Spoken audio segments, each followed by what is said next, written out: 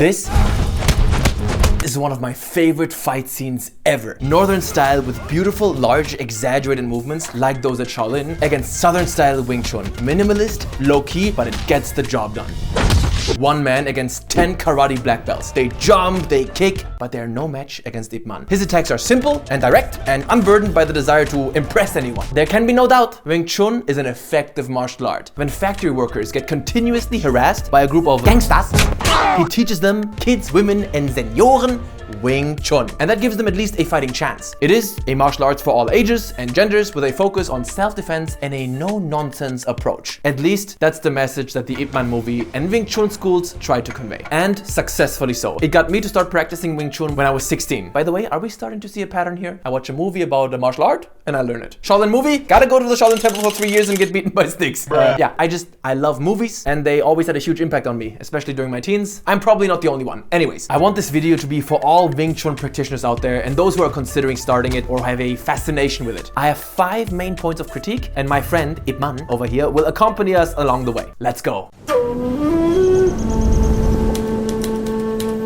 In the beginning of the movie, when this guy goes from school to school to challenge their masters to compare whose style is the best, the movie's love for martial arts truly shines. Even showing off some really obscure styles like Shaolin, which I have never heard of before.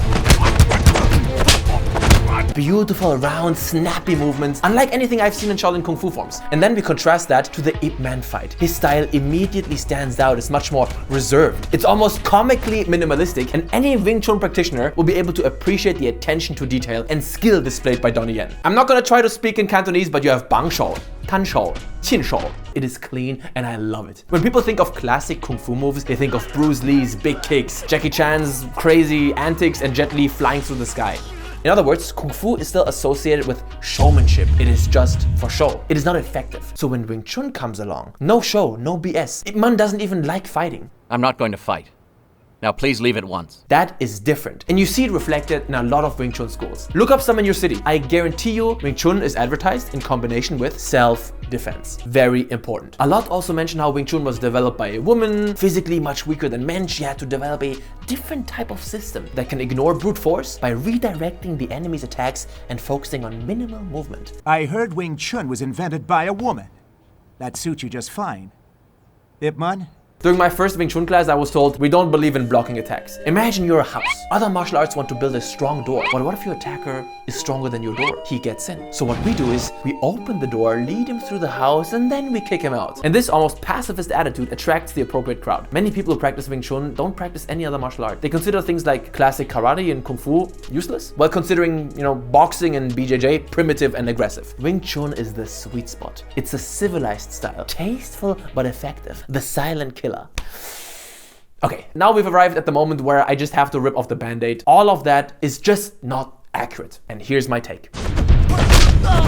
Point 1. The idea that there's any combat sport or self-defense technique that can make a 50-kilo small lady fend off a 120-kilo attacker is lying to you. I know we all want that to be the case. David versus Goliath, the small one using their size to their advantage to outsmarting the giant, Tom and Jerry, like monkey form in Shaolin. He's small and unsuspecting, but his speed and technique gives him the edge. It works great as a story, but real life just doesn't work that way. Mike Tyson versus Ip Man, what a scene. I love it. It's epic, but completely removed from reality. Of course, they try to make boxing look like brute force, but Wing Chun has technique. Wrong. Boxing is insanely technical. And after a liver shot like this, it's game over, bruh. Even Brazilian Jiu-Jitsu, where I would say weight matters the least, relatively speaking to other martial arts, it still doesn't matter. That's why there are weight classes and competitions. Physique will always play a huge role. Anyone who has sparred before knows that even 5 to 10 kilos can make a world of difference. And let's not forget, Wing Chun is not a grappling or submission focused sport. It's mostly striking, elbows, and some simple kicks. Weight matters a ton here.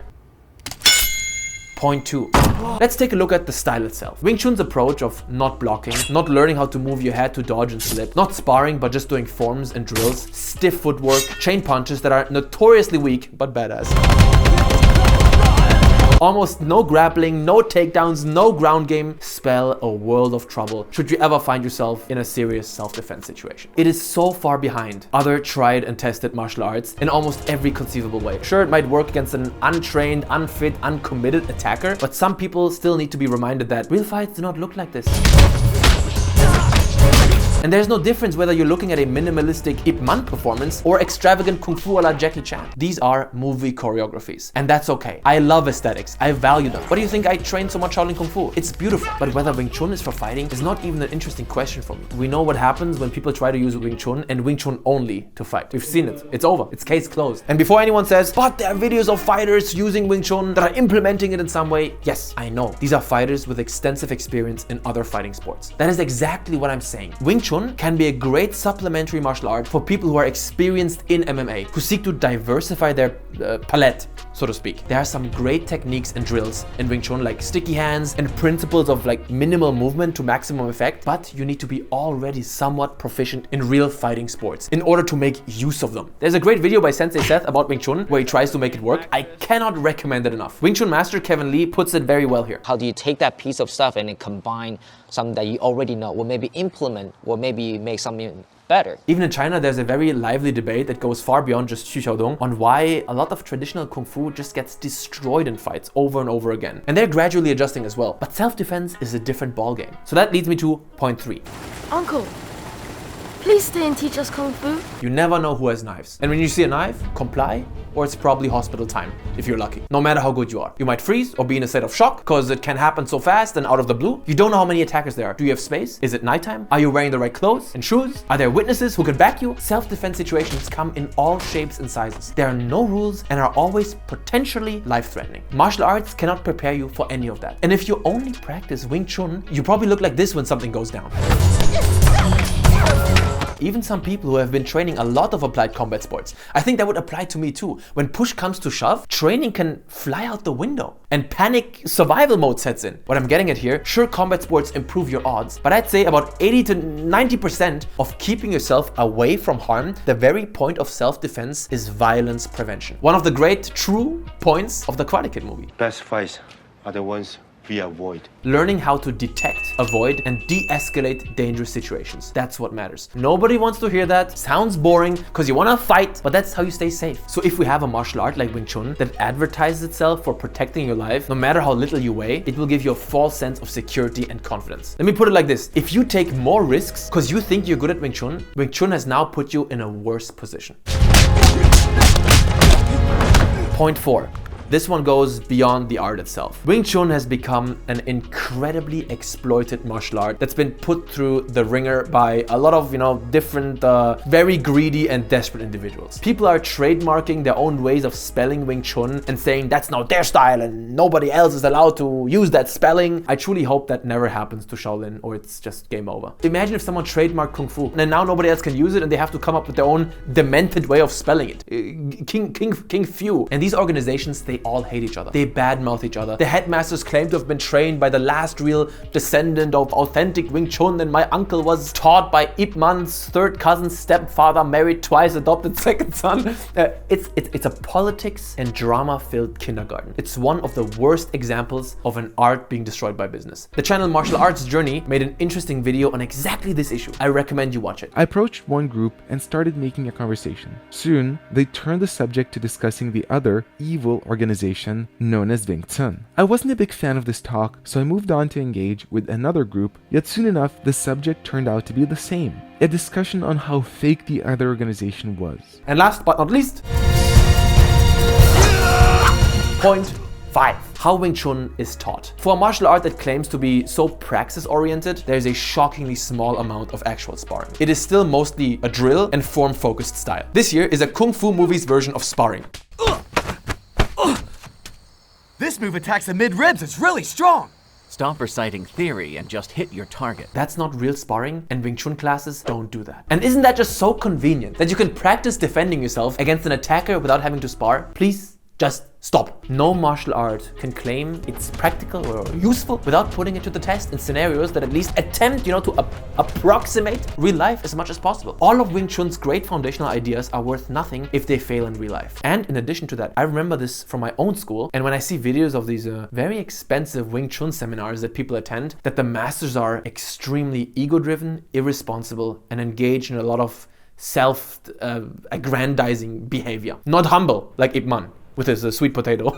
There are a few videos I really want to show, but I can't because I hear that these organizations are very litigious, but the students, you know, are forming a circle, sometimes sitting, and then the master is in the center, showing off a drill or a move, and shoves the students into the crowd, where the others have to catch them. Sometimes old people. What if they fall? What if they hurt themselves? How do the students react? Wow, so badass. He's so cool. He just doesn't care. This is unprofessional, pathetic, and disgusting behavior. And when you're showing off a move against an untrained opponent, a student who's paying you, who doesn't fight back and is there to learn, and then you shove them into the crowd or hurt them, you're in my eyes just a low life on a power trip. But as you know, I don't like to end a video on a negative note. Please remember, if you have fun training Wing Chun, and that's why you like it, it's fun, then forget everything I said. It is absolutely fair to train something because you just enjoy it and it makes you happy. Same goes for my game reviews. Who cares if I give a game a 5, 6, 7, whatever. Don't let anyone argue you out of your own personal enjoyment of something. I want to put people on a positive self-defense or